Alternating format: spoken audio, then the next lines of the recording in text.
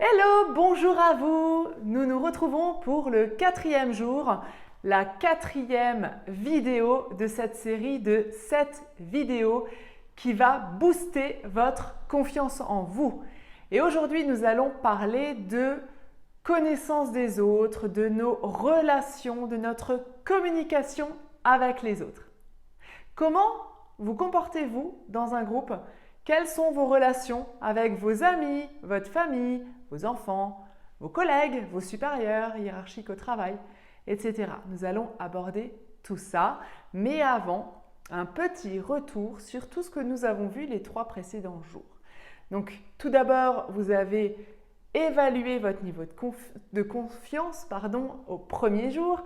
Nous avons vu ensemble les définitions de confiance, d'estime de soi, les risques, les bienfaits. Je vous ai donné un challenge d'ailleurs à réaliser à ce sujet-là.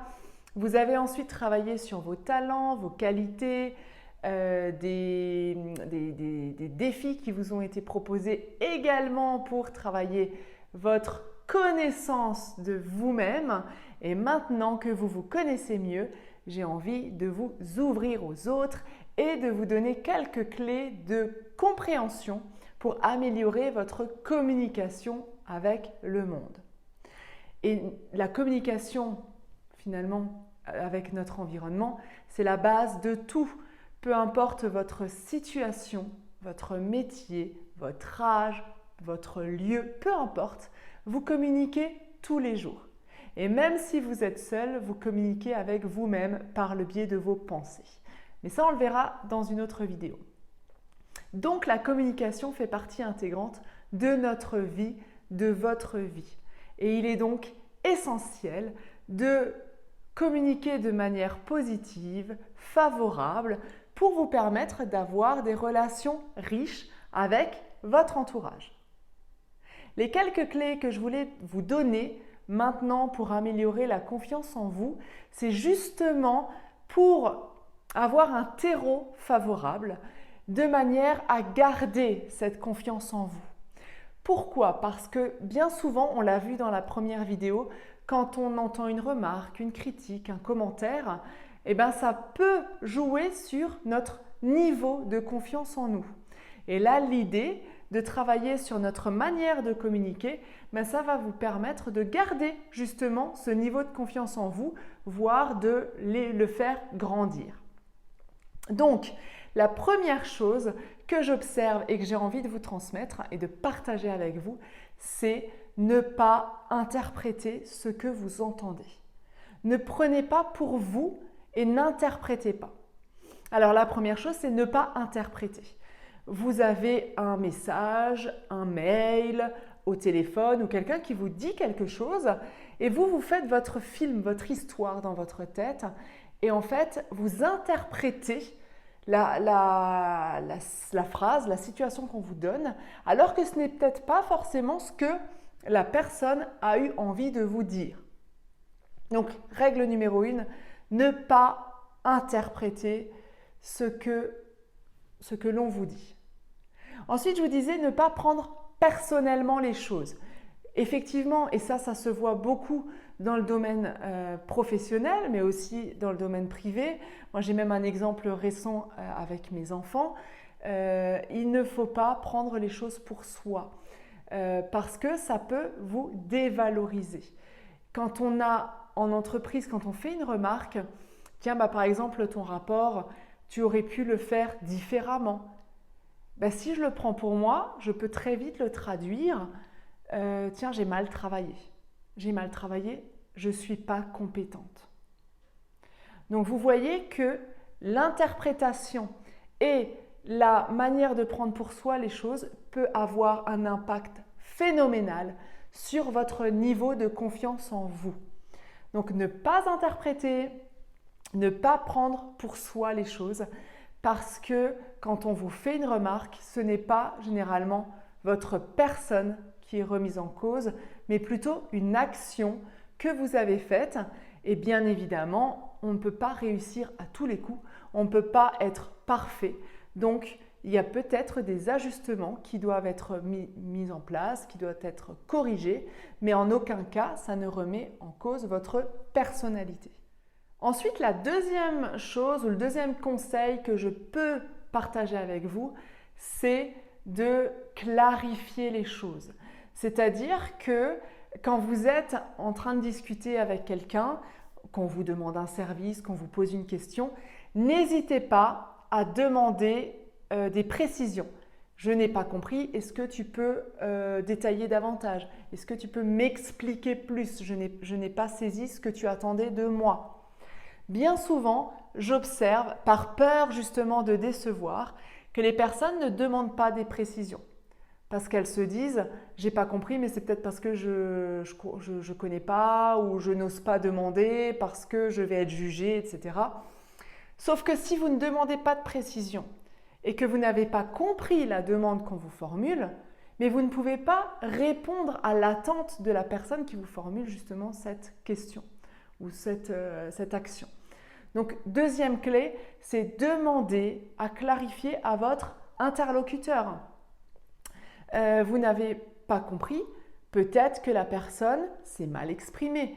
Peut-être qu'elle pensait que vous aviez un niveau d'information supérieur et du coup, elle est allée trop vite sur son explication. Vaut mieux être clair, précis, demander de l'info. Ça ne vous sera jamais reproché. Par contre, ce qui peut vous être reproché, c'est « mais pourquoi tu ne me l'as pas dit plus tôt quand je t'ai posé la question, quand je t'ai demandé pourquoi tu ne me l'as pas dit ?» Ça peut vous être reproché. En revanche, de dire « écoute Eric, je ne comprends pas très bien ta demande », là, ça va demander justement à votre interlocuteur de redéfinir peut-être les termes, d'expliquer davantage, d'être plus dans la précision justement du contexte ou d'exprimer ses besoins par rapport à vous. Donc vraiment, c'est une clé importante, demandez à clarifier la demande qu'on vous fait. Sinon, vous ne pouvez pas être à 100% sûr de répondre positivement à cette demande. La troisième clé qui est très importante, c'est votre authenticité. Soyez authentique. N'ayez pas peur de rire, d'exprimer une émotion, de ne pas être d'accord avec un commentaire parce que être authentique, c'est finalement assumer votre personnalité, c'est assumer qui vous êtes et c'est donc aussi être beaucoup plus aligné par rapport à votre environnement, à votre perception, par rapport à vos discussions et par rapport à vos propres valeurs. Parce que si vous dites ce que vous pensez, c'est que vous vous sentez déjà aligné et, comme on dit, droit dans ses baskets. Donc, quand vous êtes dans ce sentiment d'alignement, vous avez plus de confiance en vous, c'est naturel. Vous boostez votre niveau de confiance en vous. Quand, par exemple, vous n'êtes pas d'accord avec une décision, vous n'êtes pas d'accord avec un propos qui a été dit et que vous le manifestez, ça n'enclenche pas une guerre, hein, ça n'enclenche pas un débat ou des conflits. Au contraire, vous exprimez juste un propos qui est le vôtre, qui n'est peut-être pas partagé, mais en l'occurrence, vous exprimez votre personnalité et vous mettez en avant vos valeurs. Et c'est essentiel dans notre vie de tous les jours, qu'on soit encore une fois entre amis, dans la famille, dans notre environnement professionnel, d'assumer ces valeurs pour pouvoir justement les affirmer et être aligné dans vos décisions et dans vos prises justement, dans vos différentes actions, dans vos différents projets. J'en ai parlé hier dans la précédente vidéo, il y a aussi le savoir dire non.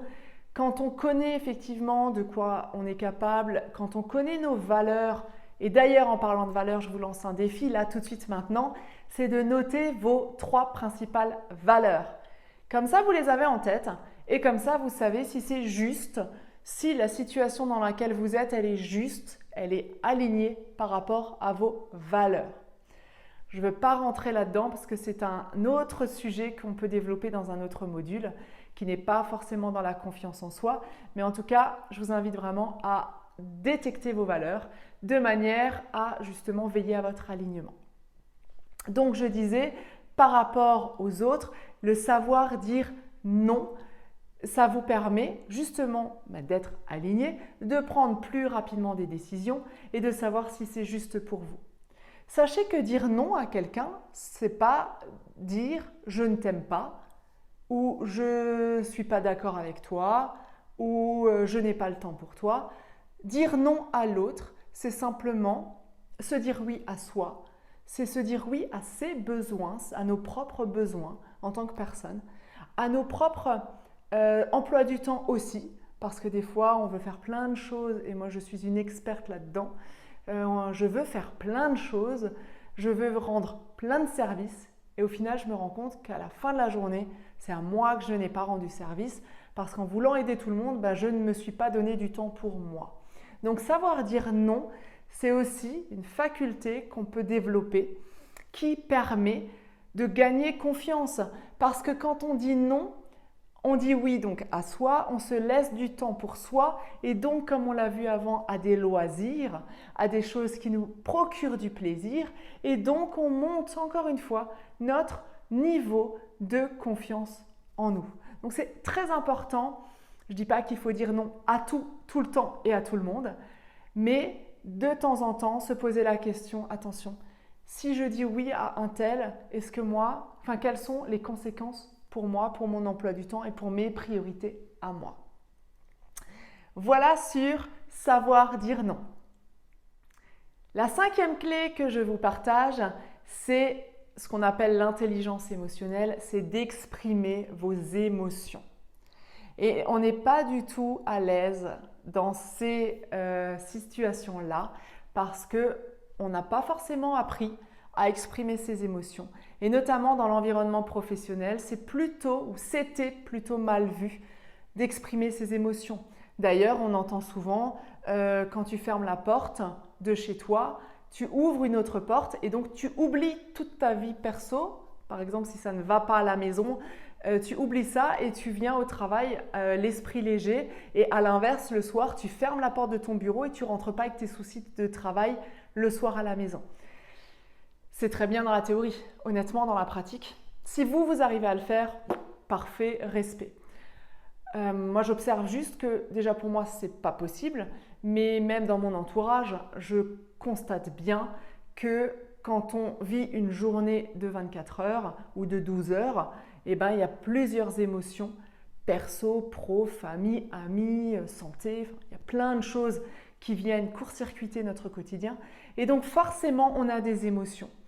Et moi, je prends le parti de dire, et c'est mon avis, qu'il est beaucoup plus intéressant d'exprimer ses ressentis, d'exprimer ses émotions, pour être mieux compris de l'autre et pour aussi mieux comprendre l'autre. Parce que forcément, si vous vous exprimez et vous vous ouvrez aux autres, les autres vont s'ouvrir à vous et vous allez améliorer, encore une fois, la communication avec votre environnement. N'oublions pas, on est dans le module communiquer avec les autres et donc exprimer ses ressentis. Aujourd'hui, j'ai mal dormi, je me sens vraiment pas en forme, j'ai pas d'énergie. Je vais tout faire pour en avoir, mais aujourd'hui, voilà, sache-le, c'est un peu plus dur pour moi parce que j'ai mal dormi, par exemple. Je suis triste, j'ai perdu un proche hier, voilà, c'est un cap. Respecter cette tristesse-là, ça ira mieux demain. Aujourd'hui je pète la forme parce que j'ai appris une super bonne nouvelle. Alors c'est sûr que quand c'est une émotion positive, ça se gère mieux. Néanmoins, il faut quand même la canaliser, cette énergie positive, pour plein d'autres raisons. Donc exprimer, j'ai une peur dans un entretien d'évaluation par exemple. Tes objectifs là, ils sont pas au rendez-vous, qu'est-ce qui s'est passé? Ah oui, écoute, j'ai eu peur d'avoir un refus de mon client, donc je n'ai pas osé l'appeler. Est-ce que tu peux m'accompagner sur ce sujet-là? Et ça va dans les deux sens. Votre manager, si on parle du contexte pro, devrait faire la même chose. En tout cas, moi, je milite pour ça. Il doit faire la même chose. Il faut que ça aille dans les deux sens.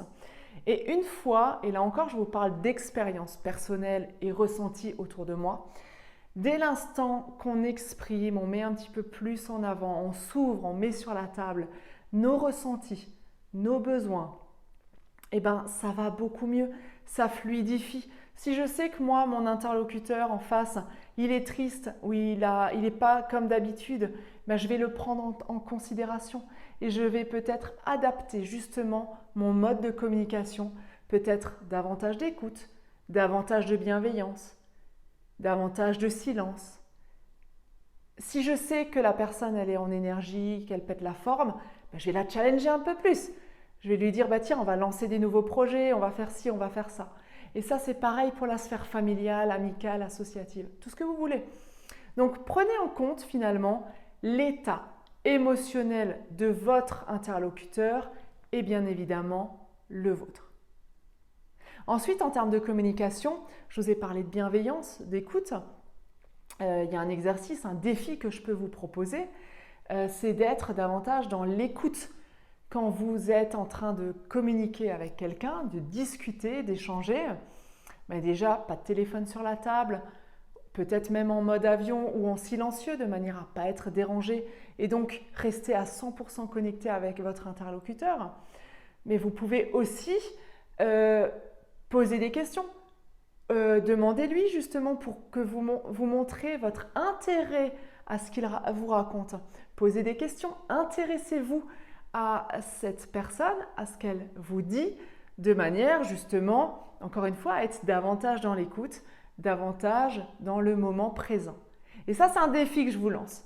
Parce que l'écoute, on n'est pas toujours, soyons honnêtes avec nous-mêmes, il y a toujours une notification de téléphone, une pensée, on se dit tiens, il faut que je fasse ça pour demain. On n'est peut-être pas forcément, tiens, si je dis ça, qu'est-ce qu'elle va se dire? Tiens, elle me dit ça, mais pourquoi d'ailleurs elle me dit ça? En fait, ça tourne toujours en rond. Et donc, on n'est pas toujours à 100% dans l'écoute. Donc, je vous invite vraiment à écouter davantage votre interlocuteur, encore une fois, pour améliorer la communication globale de vos relations. Encore une astuce, c'est aussi de rester au même niveau, notamment en termes de respect. De respecter autrui, de respecter la personne avec qui vous communiquez, parce que là encore, alors on parle beaucoup, et d'ailleurs c'est l'objet de ces vidéos, c'est de booster votre niveau de confiance en vous. Mais à l'inverse, vous avez des personnes qui ont une très haute estime d'elles-mêmes, un très haut niveau de confiance et qui ont tendance à rabaisser les autres. Et c'est là aussi où je dis attention, mettez-vous au même niveau, soyez humble finalement, mettez-vous en toute humilité avec l'autre personne, c'est-à-dire je ne sais pas plus, je ne suis pas meilleur qu'eux, je ne suis pas supérieur à. Non, nous sommes deux êtres égaux à la même hauteur et nous parlons de pair à pair, nous parlons finalement entre amis ou entre deux personnes. Donc ça, c'est vraiment important de l'avoir à l'esprit aussi. Là, j'ai parlé d'un excès de confiance où on peut avoir tendance à rabaisser les gens, mais l'inverse, c'est pareil. Quand on n'a pas assez confiance en nous, on se sent rabaissé, on se sent inférieur. C'est pour ça d'ailleurs qu'on n'ose pas prendre la parole. C'est pour ça qu'on n'ose pas donner notre avis sur certaines choses, parce qu'on se sent inférieur. Ah non, lui, il est médecin, il a fait des grandes études, il est directeur. Je ne peux pas dire ça, parce que sinon j'aurais l'air bête face à lui. Donc non, exprimez vos idées, soyez authentique, donnez vos émotions, ouvrez-vous, dites de quoi vous avez besoin, interrogez-les de quoi eux, ils ont besoin, interrogez-les sur leurs émotions et vous verrez, ça fluidifie énormément les choses et ça améliore beaucoup, beaucoup, beaucoup de relations personnelles ou professionnelles. Et enfin, dernier mot, 6e clé que je voulais partager avec vous. Alors bien évidemment, j'ai dû faire un tri puisque en quelques minutes de vidéo, je ne peux pas partager tout ce que j'aimerais partager avec vous. Donc j'ai préféré faire un tri des choses les plus impactantes que vous pourrez vous-même implémenter dans votre quotidien dès la fin de cette vidéo. Donc la dernière clé, la 6e clé que je voulais partager avec vous, et ce n'est pas forcément une clé mais plutôt un état d'esprit, c'est vous ne plairez pas à tout le monde. Vous ne pouvez pas plaire à tout le monde. Ce n'est pas possible. Et donc, il faut simplement accepter l'idée qu'on ne peut pas plaire à tout le monde, Pourquoi? Parce que nous n'avons pas forcément tous les mêmes priorités, les mêmes histoires de vie, les mêmes valeurs. On n'a pas toutes les mêmes idées. Donc, on n'a pas forcément les mêmes… on ne s'entend pas sur tous les sujets avec tout le monde. C'est quasiment pas possible. Avec les personnes qui nous ressemblent, bien sûr, mais avec celles qui sont le plus opposées en termes de valeurs, est-ce que vous auriez envie, vous, de plaire à une personne qui ne vous ressemble pas du tout et que vous détestez? Non, ben, c'est pareil pour vous. Vous n'allez pas plaire à tout le monde. Donc, acceptez juste le fait que vous ne plairez pas, mais par contre, vous serez authentique et les personnes avec qui ça passera bien, mais justement, la communication, elle sera 100 fois meilleure. Alors, si on fait un condensé de cette longue vidéo et qu'on reprend les principaux points, c'est 1. Ne pas interpréter ce qu'on vous dit. Ne pas prendre pour vous ce qu'on vous dit. 2. C'est demander si on n'a pas bien compris quelque chose, demander à préciser, à clarifier quelque chose. Ok? 3. C'est être authentique. Soyez authentique dans vos échanges. 4. Savoir dire non pour se dire oui. 5. C'est exprimer ses envies, ses besoins, ses émotions. Et 6, bien sûr, c'est on ne peut pas plaire à tout le monde. Je vous ai proposé plusieurs défis lors de cette vidéo. Vous avez un défi pour écouter davantage. Je vous ai proposé justement de reformuler, de poser des questions, d'être vraiment dans l'écoute quand vous communiquez avec quelqu'un. Le deuxième exercice ou défi, c'est d'apprendre à ne pas prendre pour soi les choses. Quand on vous dit quelque chose, c'est sur une action, ce n'est pas sur votre personnalité, sur vous. Donc ça, c'est des choses très concrètes que vous pouvez appliquer au quotidien. Savoir dire non, c'est quelque chose aussi, c'est un défi que je vous lance. Osez dire non à quelqu'un aujourd'hui, pas demain, tout de suite, parce que demain, il y aura une autre vidéo avec des nouveaux défis. Tout de suite, là, après la vidéo, lancez-vous ce défi. Soit de l'écoute, soit exprimer ses émotions, comme on l'a vu tout à l'heure, j'exprime mon ressenti, soit de dire non à quelqu'un, sans bien sûr changer ne vous mettez pas non plus en difficulté, mais essayez d'implémenter ces petites astuces que je vous donne et qui vont radicalement changer votre façon de communiquer et votre façon de voir les choses. Demain, c'est la 5e vidéo et demain, je vous propose de parler des habitudes, le pouvoir des habitudes. On verra ensemble comment des petits ajustements au quotidien vont vous permettre de gagner encore quelques points de confiance en vous. Et d'ici là, implémentez, faites les défis, voyez la vie de manière positive et je vous souhaite une belle journée positive et énergisante. À demain!